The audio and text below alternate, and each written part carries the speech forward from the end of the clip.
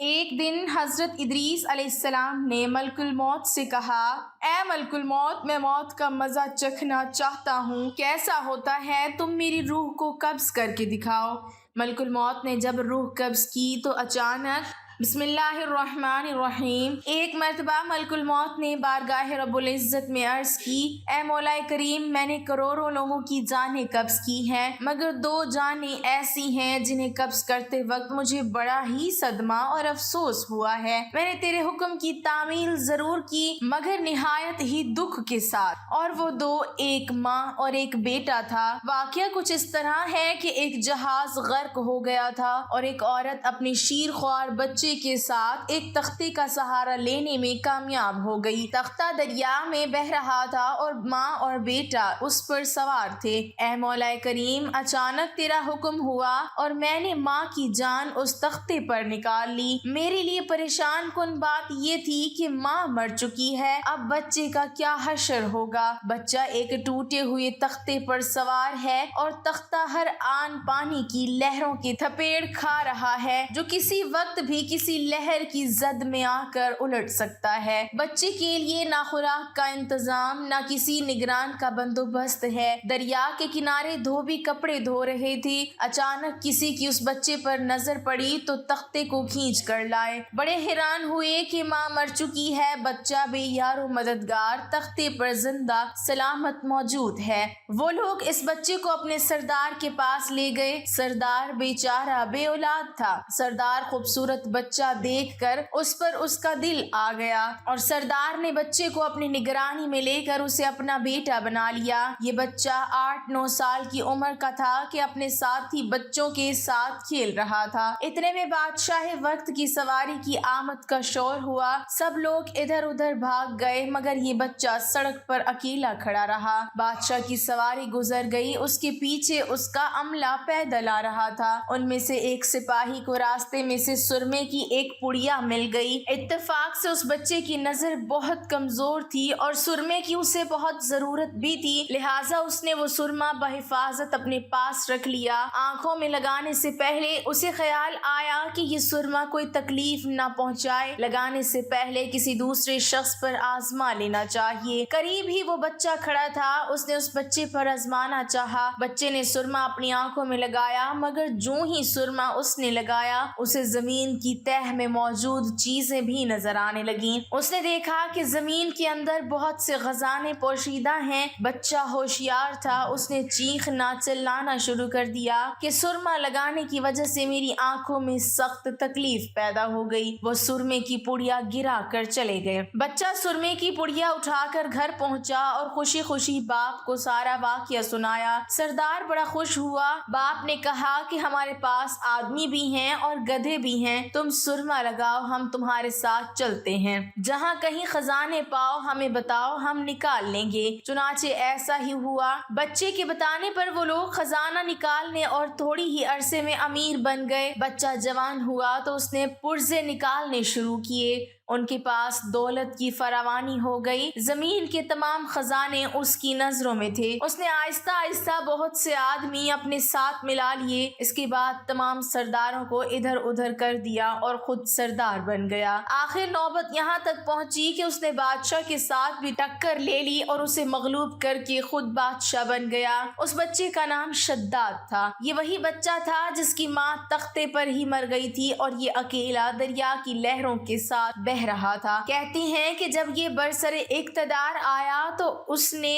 حکم دیا کہ ایک ایسا کمال درجے کا شہر آباد کیا جائے جس کی ایک اینٹ سونے کی ہو اور دوسری چاندی کی ہو، اس میں ایک عالی شان باغ ہو جس میں دنیا کی ہر چیز میسر ہو۔ جب وہ شہر ہر لحاظ سے مکمل ہو گیا تو شداد نے ارادہ کیا کہ جا کر اس شہر کا نظارہ کیا جائے۔ چنانچہ وہ شہر کو دیکھنے نکلا۔ ابھی وہ دروازے تک ہی پہنچا تھا کہ ملک الموت کو حکم ہوا اور اس نے وہیں اس کی روح قبض کر لی۔ اسے اتنا موقع بھی نہ دیا کہ اپنے بے مثال باغ کو ایک نظر دیکھ سکتا۔ ملک الموت نے کہا کہ اے مولا کریم، اس شخص کی روح قبض کرتے وقت वक्त भी मुझे निहायत ही सदमा पहुंचा कि वो शख्स हर चीज तैयार करके उसे देख भी न सका। हक ताला ने फरमाया, ये वही बच्चा है जिसकी माँ तख्ते पर मर गई थी और उस पर तुझे तरस आया था। इस बच्चे ने बड़े होकर नाफरमानी की, खुदा के हुक्म से बगावत की और सरकशी इख्तियार की, मगर हमने उसे खुद साख्ता जन्नत में कदम रखने की मोहलत भी ना दी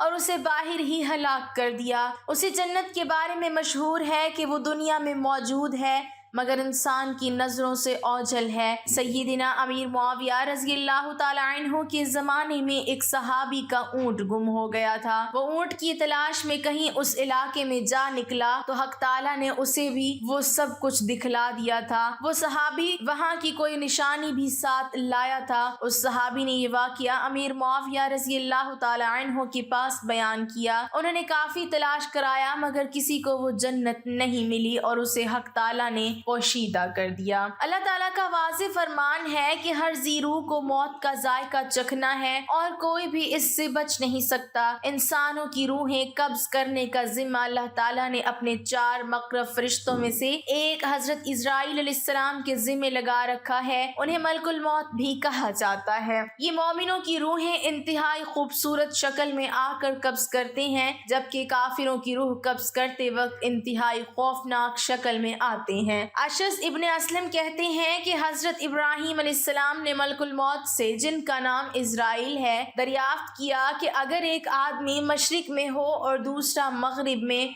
और दोनों का वक्त एक हो या किसी जगह रूहें कब्ज करनी हो जहाँ वबा फैली हुई हो या जंग हो रही हो तो तुम क्या करते हो? उन्होंने कहा कि अल्लाह के हुक्म से रूहों को बुलाता हूँ और वो मेरी उंगलियों के दरमियान समा जाती हैं तो मैं उन्हें कब्ज कर लेता हूँ। एक रिवायत ये भी है कि पूरी जमीन मलकुल मौत के लिए एक प्लेट की तरह है, वो जिसे चाहता है उसमें से ले लेता है। वहाब इब्ने मुंबा कहते हैं कि एक बादशाह ने किसी जगह जाने का इरादा किया, पहनने के लिए बेहतरीन लिबास मंगवाया, सवारी के लिए बेहतरीन सवारी मंगवाई, उस पर सवार होकर बड़ी शान और शौकत और मुतकब्बिराना अंदाज से निकला कि उसके नजदीक किसी आदमी की कोई अहमियत न थी। उसी दौरान उसके पास एक बदहाल और पुरगंदा बाल शख्स आया और उसे सलाम किया, लेकिन बादशाह ने अपने गुरूर और तकब्बुर की वजह से उसके सलाम का जवाब न दिया। उस शख्स ने उसके घोड़े की लगाम पकड़ ली। बादशाह ने कहा कि लगाम पकड़कर तूने बहुत बड़ी गलती की है। उसने कहा कि मैं तेरे पास एक जरूरत से आया हूँ। बादशाह ने कहा कि मेरे उतरने का इंतजार कर। उसने कहा कि नहीं, इसी वक्त काम है। ये कहकर उसने लगाम को जोर से झटका दिया। बादशाह ने कहा कि ठीक है, अपनी जरूरत बयान कर। उस शख्स ने कहा कि ये एक राज की बात है। बादशाह ने अपना चेहरा उसके करीब किया। उसने कान में सरगोशी की, मैं मलकुल मौत हूँ। ये सुनकर बादशाह का रंग मुतगय्यर हो गया और जबान लड़खड़ा गई। वो कहने लगा, मुझे इतनी मोहलत दे कि मैं घर वापस जाऊं और अपनी बात जरूरियात पूरी कर लूं और अपने अहलो अयाल को अलविदा कह दूं। मलकुल मौत ने कहा कि अब उसकी इजाज़त नहीं, अब कभी तू अपने घर वालों को और अपने मालो मता को नहीं देख सकेगा। ये कहकर मलकुल मौत ने उसकी रूह कब्ज कर ली और वो सवारी से बेजान लकड़ी की तरह जमीन पर गिर पड़ा। हजरत अमश रिवायत करते हैं कि मलकुल मौत हजरत सुलेमान अलैहिस्सलाम की मस्जिद में आए और उनके साथियों में से एक को घूरने लगे। जब मस्जिद बर्खास्त हुई तो उस शख्स ने हजरत सुलेमान अलैहिस्सलाम से पूछा, ये कौन शख्स थे जो मुझे इस तरह घूर रहे थे? हजरत सुलेमान अलैहिस्सलाम ने जवाब दिया, ये मलकुल मौत थे। ये बात सुनकर वो शख्स बेहद घबरा गया और कहने लगा, शायद वो मेरी रूह कब्ज करना चाहते हैं। हजरत सुलेमान अलैहिस्सलाम ने उससे दरियाफ्त किया, तुम क्या चाहते हो? उस शख्स ने जवाब दिया कि मैं चाहता हूँ कि आप उनसे बचाएं और हवा को हुक्म दें कि वो मुझे उड़ाकर कहीं दूर ले जाए। आप अलैहिस्सलाम ने ऐसा ही किया। थोड़ी देर बाद मलकुल मौत दोबारा मजलिस में हाजिर हुए। हजरत सुलेमान अलैहिस्सलाम ने उनसे पूछा कि तुम मेरे फलां साहब को क्यों घूर रहे थे? मलकुल मौत ने कहा, مجھے اس شخص کو آپ کی مجلس میں دیکھ کر حیرت ہو رہی تھی، کیونکہ خدا تعالیٰ سے مجھے اس شخص کو ہند کے فلاں علاقے میں روح قبض کرنے کا حکم ملا تھا، مگر وہ آپ علیہ السلام کی مجلس میں تھا۔ مگر جب میں اس علاقے میں پہنچا تو وہاں موجود تھا جہاں میں نے اس کی روح قبض کر لی۔ ایک بندہ مومن سے ملک الموت کی ملاقات۔ ملک الموت نے اس بندہ مومن سے کہا کہ مجھے تم سے ایک راز کی بات کہنی ہے۔ اس نے کہا کہ ضرور کہو۔ ملک الموت نے کہا کہ میں ملک الموت ہوں۔ اس نے کہا کہ خوش آمدید، آپ سے ملنے کا مجھے شوق تھا۔ ملک الموت نے کہا کہ جو کام تم نے کرنا ہے وہ پورا کر لو۔ اس شخص نے کہا کہ مجھے خدا کی ملاقات سے زیادہ کوئی کام محبوب نہیں، آپ میری روح قبض کر لیں۔ ملک الموت نے کہا کہ تم کس حالت میں مرنا پسند کرو گے؟ اس نے پوچھا تمہیں اس کا اختیار ہے؟ ملک الموت نے کہا کہ تم جس حالت میں مرنا پسند کرو گے میں اسی حالت میں تمہاری روح قبض کروں گا۔ اس نے کہا کہ میں سجدے کی حالت میں مرنا چاہتا ہوں۔ اس نے خدا کے ہاں سر سجدے میں رکھ دیا اور ملک الموت نے اس کی روح قبض کر لی۔ وہاب ابن منبع کہتے ہیں کہ ملک الموت نے ایک ایسے زبردست بادشاہ کی روح قبض کی دنیا میں جس کی شان و شوکت کے ڈنکے بجتے تھے۔ ملک الموت اس کی روح کو لے کر آسمان پر پہنچے تو ملائکہ نے ان سے پوچھا، اے ملک الموت، آپ کو کس کی روح قبض کرتے ہوئے رحم آیا؟ ملک الموت نے کہا کہ ایک مرتبہ مجھے ایک ایسی عورت کی روح قبض کرنے کا حکم دیا گیا جو جنگل میں اکیلی تھی اور اس نے وہاں ایک بچے کو جنم دیا تھا۔ مجھے اس کی غریب الوطنی اور بچے کی تنہائی کا خیال آیا کہ وہ اس جنگل میں تنہا ہے، کوئی اس بچے کی دیکھ بھال کرنے والا نہیں ہے۔ فرشتوں نے کہا کہ جس بادشاہ کی روح لے کر تم یہاں آئے ہو وہ یہی بچہ تھا جس پر تم نے رحم کیا تھا۔ ملک الموت نے کہا کہ خدا جس پر چاہے رحم فرمائے۔ عطا بن یسار کہتے ہیں کہ ماہ شعبان کی 15 تاریخ کو ملک الموت کو ایک صحیفہ دیا جاتا ہے اور کہا جاتا ہے کہ اس سال تمہیں ان سب لوگوں کی روحیں قبض کرنی ہیں جن کے نام اس صحیفے میں درج ہیں۔ عطا کہتے ہیں انسان نکاح کرتا ہے، مکان تعمیر کرتا ہے، اسے معلوم ہی نہیں ہوتا کہ اس کا نام ملک الموت کے صحیفے میں لکھا جا چکا ہے۔ حضرت حسن بصری رحمۃ اللہ علیہ کہتے ہیں ملک الموت ہر روز 3 مرتبہ تمام گھروں کی تلاشی لیتے ہیں اور ہر اس شخص کی روح قبض کر لیتے ہیں جس نے اپنا رزق وصول کر لیا ہے اور اپنی عمر پوری کر لی ہے۔ جب اس کے گھر والے روتے ہیں تو ملک الموت کہتے ہیں کہ اس نے اپنی عمر پوری کر لی ہے، جب تمہاری عمر بھی پوری ہو جائے گی تو تمہاری روح بھی قبض کرنے آؤں گا۔ حضرت ادریس علیہ السلام کا نام اخلوق ہے۔ آپ حضرت نوح علیہ السلام کے والد کے دادا ہیں۔ حضرت آدم علیہ السلام کے بعد آپ علیہ السلام ہی پہلے رسول ہیں۔ آپ کے والد حضرت شیس بن آدم علیہ السلام ہیں۔ سب سے پہلے جس شخص نے قلم سے لکھا وہ آپ ہی ہیں۔ کپڑوں کے سینے اور سلے ہوئے کپڑے پہننے کی ابتدا بھی آپ ہی سے ہوئی۔ اس سے پہلے لوگ جانوروں کی کھالیں پہنتے تھے۔ سب سے پہلے ہتھیار بنانے والے، ترازو اور پیمانے قائم کرنے والے، علمی نجوم کے حساب میں نظر فرمانے والے بھی آپ علیہ السلام ہیں۔ یہ سب کام آپ علیہ السلام ہی سے شروع ہوئے۔ اللہ تعالیٰ نے آپ علیہ السلام پر 30 صحیفے نازل فرمائے اور آپ اللہ تعالیٰ کی کتابوں کا بکثرت درس دیا کرتے تھے، اس لیے آپ کا لقب ادریس ہو گیا اور آپ کا یہ لقب اس قدر مشہور ہو گیا کہ بہت سے لوگوں کو آپ کا اصل نام معلوم ہی نہیں ہوا۔ قرآن مجید میں آپ کا نام ادریس ہی ذکر کیا گیا ہے۔ آپ کو اللہ تعالیٰ نے آسمان پر اٹھا لیا۔ بخاری مسلم کی حدیث ہے کہ حضور اکرم صلی اللہ علیہ وسلم نے شب معراج حضرت ادریس علیہ السلام کو 4تھے آسمان پر دیکھا۔ حضرت کعب احبار وغیرہ سے مروی ہے، حضرت ادریس علیہ السلام نے ملک الموت سے فرمایا کہ میں موت کا مزہ چکھنا چاہتا ہوں، کیسا ہوتا ہے؟ تم میری روح قبض کر کے دکھاؤ۔ ملک الموت نے اس حکم کی تعمیل کی اور روح قبض کر کے اسی وقت آپ کی طرف لوٹا دی اور آپ زندہ ہو گئے۔ پھر آپ علیہ السلام نے فرمایا کہ آپ مجھے جہنم دکھاؤ تاکہ خوف الہی زیادہ ہو، چنانچہ یہ بھی کیا گیا۔ جہنم کو دیکھ کر آپ علیہ السلام نے داروغہ جہنم سے فرمایا کہ دروازہ کھولو۔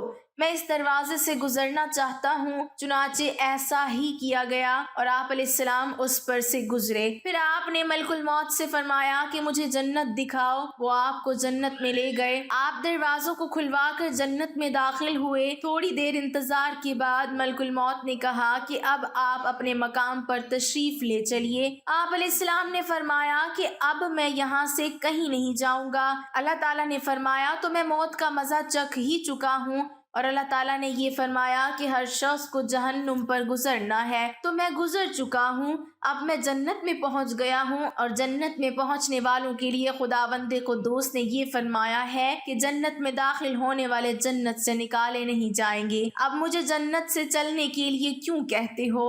اللہ تعالیٰ نے ملک الموت کو وحی بھیجی کہ ادریس علیہ السلام نے جو کچھ کیا میرے اذن سے کیا، اور وہ میرے ہی اذن سے جنت میں داخل ہوئے، لہٰذا تم انہیں چھوڑ دو، وہ جنت ہی میں رہیں گے۔ چنانچہ حضرت ادریس علیہ السلام آسمانوں کے اوپر جنت میں ہیں اور زندہ ہیں۔ حضرت ادریس علیہ السلام کے آسمان پر اٹھائے جانے اور ان کو ملنے والی نعمتوں کا مختصر اور اجمالی تذکرہ قرآن مجید کی سورہ مریم میں ہے، اور کتاب میں حضرت ادریس علیہ السلام کو یاد کرو، بے شک وہ صدیق تھے جو غیب کی خبریں دیتے تھے، اور ہم نے انہیں بلند مقام آسمان پر اٹھا لیا۔ یہ وہ ہیں جن پر اللہ نے انعام فرمایا ہے۔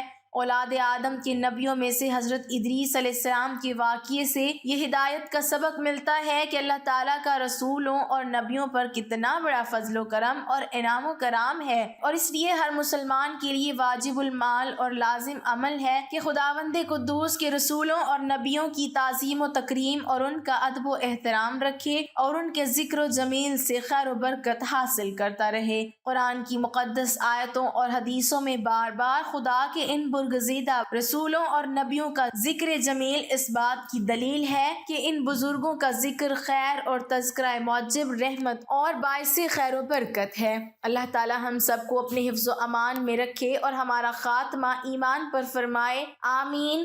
ناظرین، کمنٹ باکس میں اللہ تعالیٰ کے 99 ناموں میں سے ایک نام ضرور ٹائپ کریں۔